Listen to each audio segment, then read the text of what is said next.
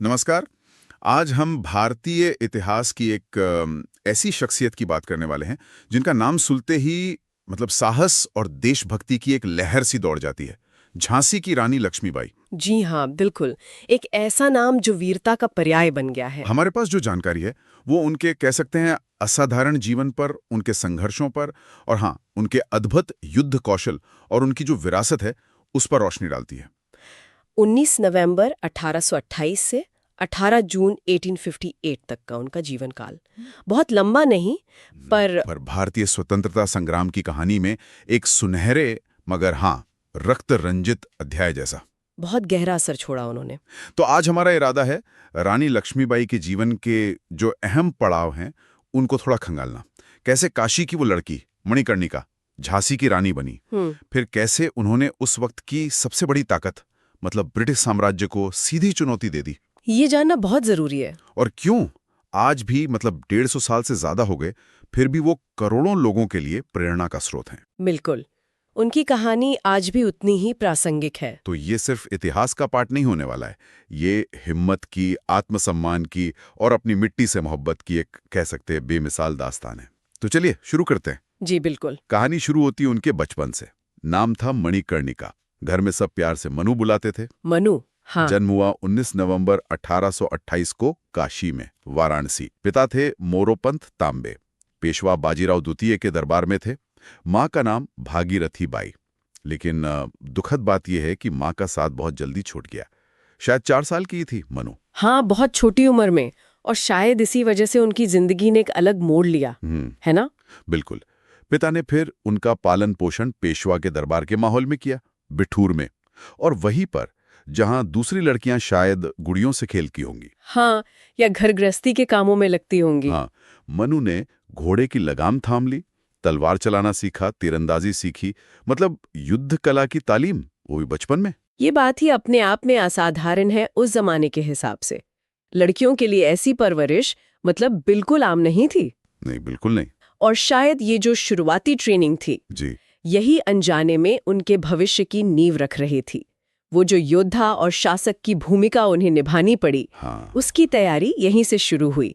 इसने उन्हें पारंपरिक सोच के दायरे से बाहर निकलने का एक आत्मविश्वास दिया होगा, यकीनन। और फिर इसी आत्मविश्वास के साथ 1842 में जब वो महज 14 साल की थीं, उनका विवाह झांसी के महाराजा गंगाधर राव नेवालकर से हुआ। तो काशी की मनु अब बन गई झांसी की रानी लक्ष्मीबाई। जीवन का एक नया अध्याय। बिल्कुल, एक नई पहचान, नई जिम्मेदारियां।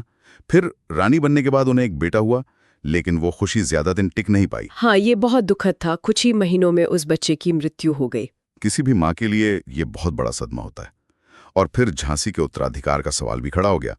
तो राजा और रानी ने मिलकर दामोदर राव नाम के एक बालक को गोद लिया। जी, अपने ही परिवार के बच्चे को गोद लिया था उन्होंने। लेकिन किस्मत देखिए, गोद लेने के महज एक ही दिन बाद 1853 में राजा गंगाधर राव का भी निधन हो गया। ओह, मतलब एक के बाद एक मुश्किलें। पति का साया भी उठ गया, गोद लिया हुआ बेटा भी छोटा ही था, और सामने पूरा झांसी राज्य। सारा भार अचानक रानी लक्ष्मीबाई के कंधों पर आ गया, और यहीं से असल में उनका वो संघर्ष शुरू हुआ जिसने उन्हें इतिहास में अमर कर दिया। अंग्रेजों ने लॉर्ड डलहौजी की वो कुख्यात डॉक्ट्रिन ऑफ लैप्स नीति, हाँ, व्यपगत का सिद्धांत या राज्य हड़प नीति, उसका बहाना बनाकर झांसी को ब्रिटिश साम्राज्य में मिलाने की घोषणा कर दी। ये डॉक्ट्रिन ऑफ लैप्स उस वक्त अंग्रेजों के हाथ में एक बड़ा हथियार था अपनी सत्ता बढ़ाने का। बेहद विवादास्पद और सच कहें तो अन्यायपूर्ण तरीका था ये। बिल्कुल। इसके हिसाब से अगर किसी राजा का अपना मतलब जैविक बेटा नहीं है तो उसका राज्य सीधे ब्रिटिश कब्जे में चला जाएगा। गोद लिए हुए बेटे को वो मानते ही नहीं थे। हाँ, कोई मान्यता नहीं थी। और यही झांसी की साख हुआ। दामोदर राव गोद लिए हुए थे तो अंग्रेजों ने उन्हें कानूनी वारिस मानने से साफ इनकार कर दिया।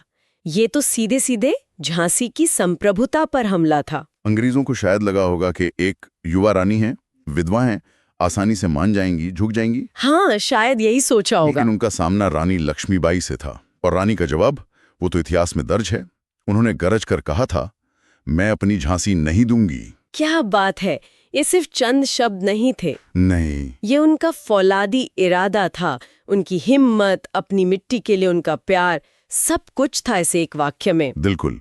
एक शासक का अपनी प्रजा और अपने राज्य के सम्मान के लिए खड़े होने का संकल्प, यहीं से उनकी सीधी टक्कर अंग्रेजी हुकूमत से शुरू हुई। और फिर वक्त बदला 1857। हाँ, 1857 पूरे उत्तर भारत में अंग्रेजी शासन के खिलाफ विद्रोह की चिंगारी भड़की, जिसे हम भारत का पहला स्वतंत्रता संग्राम कहते हैं। रानी लक्ष्मीबाई के लिए ये एक बड़ा मौका था अपनी झांसी को बचाने का और अंग्रेजों को सीधी चुनौती देने का। वो जाहिर तौर पर इस विद्रोह का एक अहम हिस्सा बन गई। बिल्कुल। उन्होंने फौरन झांसी की सुरक्षा मजबूत करनी शुरू कर दी, किले की मरम्मत करवाई, तोपें ठीक करवाई, नहीं ढलवाई, अपनी सेना को फिर से संगठित किया। हाँ, और सबसे खास बात जो आपने पहले भी इशारा किया था, उन्होंने महिलाओं को भी शस्त्र उठाने के लिए प्रेरित किया।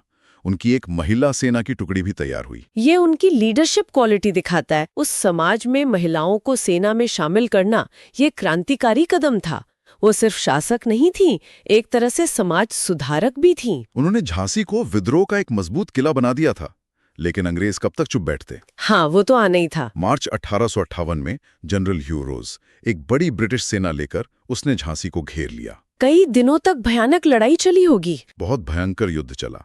रानी ने खुद सेना का नेतृत्व किया, कभी किले की दीवारों से तो कभी मैदान में उतरकर। उनकी वीरता देखकर अंग्रेज भी दंग थे। लेकिन अंग्रेजों की ताकत ज्यादा थी, उनके पास संसाधन बेहतर थे। हाँ, आखिर कब तक किला टिकता। एक दीवार टूट गई और दुश्मन सेना शहर में घुसने लगी। स्थिति बहुत गंभीर हो गई। हार सामने दिख रही थी। बिल्कुल। तब अपने सलाहकारों की बात मानकर रानी ने झांसी छोड़कर संघर्ष जारी रखने का फैसला किया। बहुत मुश्किल फैसला रहा होगा ये। यकीनन, अपना घर, अपना किला छोड़ना। रात के अंधेरे में अपने बेटे दामोदर को पीठ पर बांधा, घोड़े पर सवार हुई और कुछ वफादार साथियों के साथ अंग्रेजों को चकमा देते हुए किले से निकल गईं।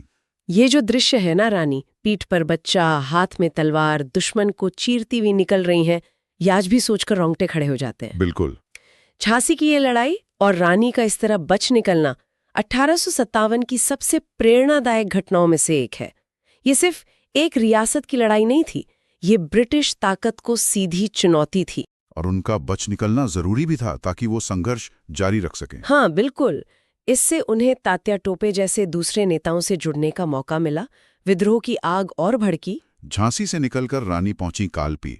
वहां तात्या टोपे, राव साहब पेशवा जैसे बड़े नेता मिले। सबने मिलकर फिर से ताकत जुटाई। जी। अगला मोर्चा तैयार किया। कालपी में भी अंग्रेजों के साथ जोरदार लड़ाई हुई। रानी ने फिर अपनी बहादुरी दिखाई। लेकिन ब्रिटिश सेना ज्यादा संगठित थी, बेहतर हथियार थे उनके पास। हाँ, क्रांतिकारियों को पीछे हटना पड़ा। कालपी भी हाथ से चला गया। ये एक झटका जरूर था, लेकिन रानी का हौसला नहीं टूटा था। वो लगातार मोर्चे पर डटी रहीं।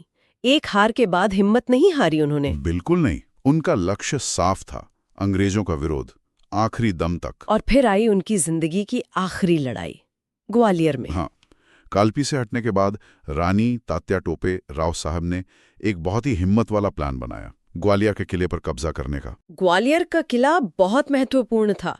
वहां सिंधिया शासकों का खजाना भी था, सेना भी थी, जो क्रांतिकारियों के काम आ सकती थी। और उन्होंने अचानक हमला करके ग्वालियर पर कब्जा कर भी लिया। ये एक बड़ी कामयाबी थी उस वक्त। लेकिन ये कामयाबी भी ज्यादा देर नहीं रही। नहीं, अंग्रेज सेनापति ह्यू रोज तेजी से ग्वालियर पहुंच गया और किले को घेर लिया। रानी ने एक बार फिर सेना की कमान संभाली, अपनी आखिरी लड़ाई लड़ी।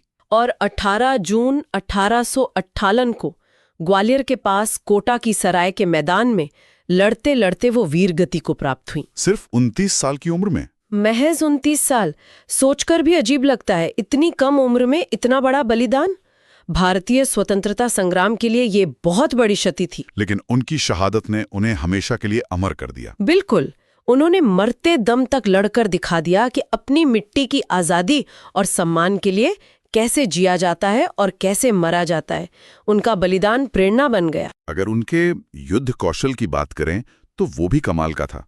जैसा हमने सुना, बचपन से ही ट्रेनिंग मिली थी। हाँ, हर तरह के हथियार चलाना जानती थी वो। तलवार, भाला, कटार, धनुष बाण, यहाँ तक कि बंदूकें और तोपें भी। और घुड़सवारी। अरे, किस्से कहानियों में तो यहाँ तक कहते हैं कि वो दोनों हाथों में तलवार लेकर लगाम दांतों से दबा कर लड़ती थीं। हाँ, ये बातें सुनने में आती है। 2 घोड़ों पर एक साथ सवार होने की बात भी कही जाती है। अब इसमें कितनी सच्चाई है ये कहना मुश्किल है, लेकिन लेकिन ये उनकी असाधारण क्षमता की तरफ इशारा तो करता ही है। बिल्कुल। उनके घोड़ों के नाम भी मशहूर हैं, सारंगी, पवन, बादल।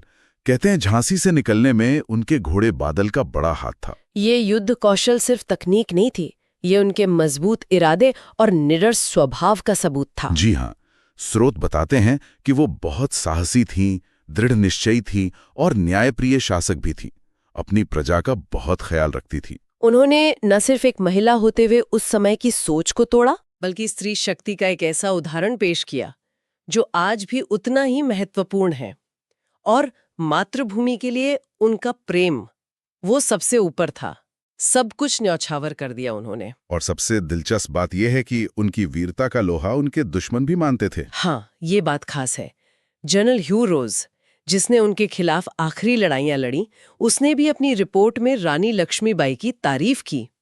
उन्हें विद्रोहियों में सबसे बहादुर और सर्वश्रेष्ठ सैन्य नेता बताया। दुश्मन से ऐसी तारीफ मिलना ये उनके चरित्र का सबसे बड़ा प्रमाण है शायद। बिल्कुल। शायद इसीलिए उन्हें स्वतंत्रता संग्राम की महानतम नायिकाओं में गिना जाता है। इतिहासकार उन्हें अक्सर भारत की जोन ऑफ आर्क भी कहते हैं। हाँ, फ्रांस की वीरांगना जोन ऑफ आर्क से उनकी तुलना की जाती है। ये उनकी वीरता को और नेतृत्व को एक वैश्विक पहचान देता है। जैसे जोन ऑफ आर्क फ्रांस के लिए लड़ी, वैसे ही रानी लक्ष्मीबाई भारत की आन के लिए लड़ी। और उनकी कहानी सिर्फ अतीत का हिस्सा नहीं है। बिल्कुल नहीं।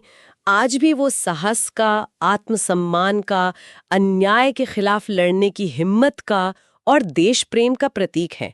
खास तौर पर महिलाओं और युवाओं के लिए उनकी जिंदगी सिखाती है कि हालात कितने भी मुश्किल क्यों न हो, इरादा पक्का हो तो लड़ाई लड़ी जा सकती है। तो हमने आज देखा कि कैसे काशी की गलियों से निकलकर मणिकर्णिका झांसी की रानी लक्ष्मीबाई बनी, कैसे उन्होंने व्यक्तिगत दुख झेले, पुत्रवियोग, पति का निधन, फिर अंग्रेजों की उस डॉक्ट्रिन ऑफ लैप्स को चुनौती दी अपने उस एक वाक्य से, मैं अपनी झांसी नहीं दूंगी। वो दृढ़ संकल्प। फिर 1857 के संग्राम में उनका नेतृत्व, झांसी का वो ऐतिहासिक युद्ध, किले से उनका निकलना, कालपी और ग्वालियर की लड़ाइयां, और आखिर में महज 29 साल की उम्र में उनकी शहादत।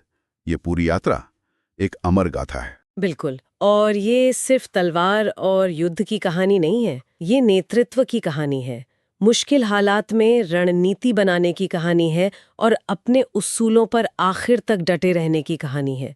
वो एक कुशल प्रशासक थीं, एक प्रेरणा देने वाली सेनापति और सबसे बढ़कर एक सच्ची देशभक्त। हाँ। एक विचार जो मुझे बार बार आता है और जिसका जिक्र आपने शुरू में भी किया था, रानी लक्ष्मीबाई को बचपन में मिली वो असामान्य शिक्षा, वो घुड़सवारी, वो तलवारबाजी, वो शस्त्र ज्ञान, वो उनकी किस्मत को बनाने में कितनी अहम साबित हुई।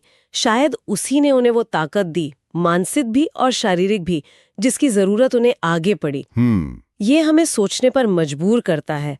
आज भी हमारे समाज में, हमारे आसपास न जाने कितनी ही ऐसी प्रतिभाएं होंगी जिन्हें शायद सही मौका या सही ट्रेनिंग नहीं मिल पाती, खासकर लड़कियों के मामले में, जहां उम्मीदें आज भी कई बार सीमित होती हैं। बिल्कुल। क्या हम अनजाने में ही कई मणिकर्णिकाओं को उनकी क्षमता को पनपने से पहले ही रोक रहे हैं?